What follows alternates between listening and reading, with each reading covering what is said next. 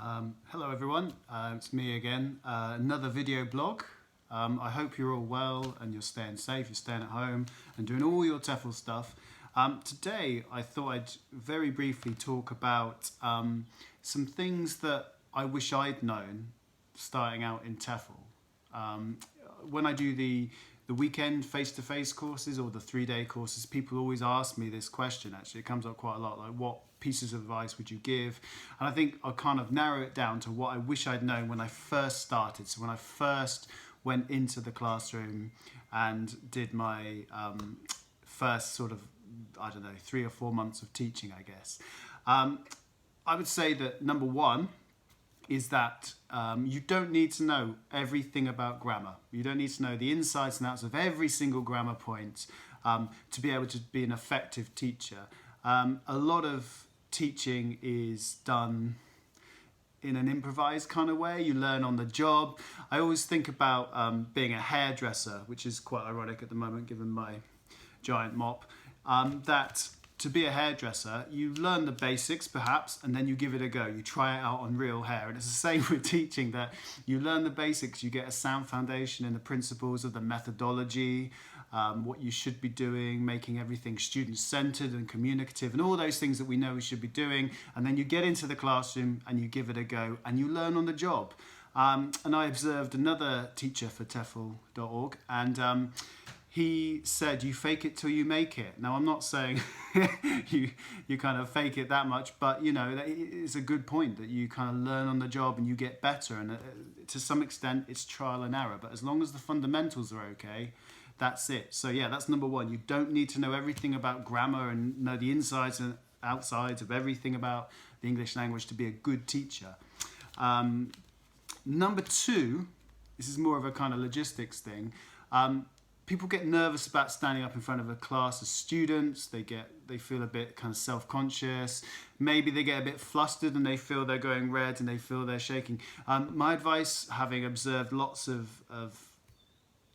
trainee teachers, is that you never look as flustered as you feel. So calm down, it's okay. On the inside, your heart might be racing, you might feel hot and sweaty. You never look as flustered as you feel, so try and relax and get on with it, and it will be fine, I promise.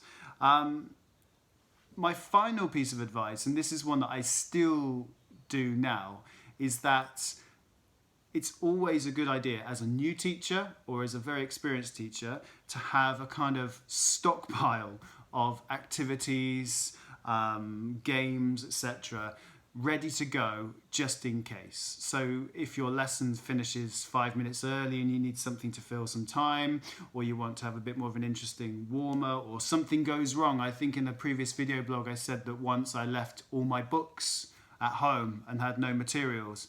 But it's all right, it always works out okay. Just have a few games and activities that need very little preparation, ready to go, ready to rock and roll, and I don't think you can go wrong. So yeah, that's what I would say. For example, I had a lesson fairly recently where there was a bit of a mix-up in the kind of recording of the work that had been done, and a student had already done my lesson. Well, actually, I think it was 2 or 3 students had already done the lesson I'd prepared. And I thought, well, instead of making them do it again for the sake of 2 or 3 other students, I would do a completely different lesson, which would still be useful for them, which still help my learners, but what can I do? And I just pulled something out of a folder that I had and we got on with it. And I think having that kind of stockpile or arsenal of activities really gives you that confidence that no matter what happens in the classroom, you can be an effective teacher. You can come up with some nice activities just like that if things go wrong, or you need to pad things out, or things come at you in the classroom that you might not expect. I don't know, you may have a new student you weren't expecting, whatever, or like I said before, somebody may have already done the work.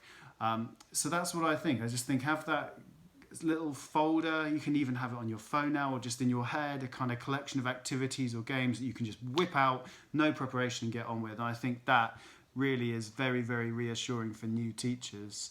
I still have my original folder. I think it's in the shed. Sure, I'm not using it at the moment, but I think I have my original folder of activities.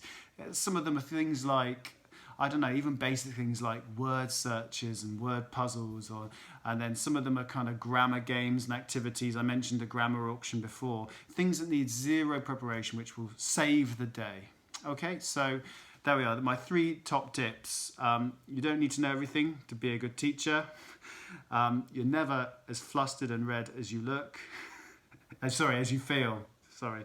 And number 3, get that collection of little activities. There's plenty of stuff online that you can find, and I'm sure on the TEFL.org website there's tips of where to get things like that. So, stay safe, look after yourselves, stay at home.